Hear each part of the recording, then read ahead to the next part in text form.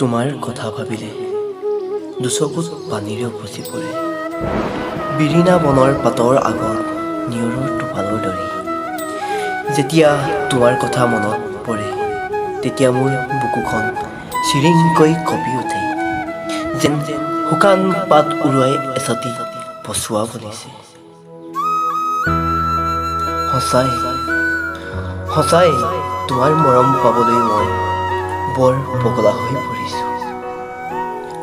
বুকুত উমি উমি জ্বলিছে একুৰা তোমাক পোৱাৰ আশাৰ জুই। উতলা মোৰ এই মনে তোমাকে মাথো কাষত বিচাৰে।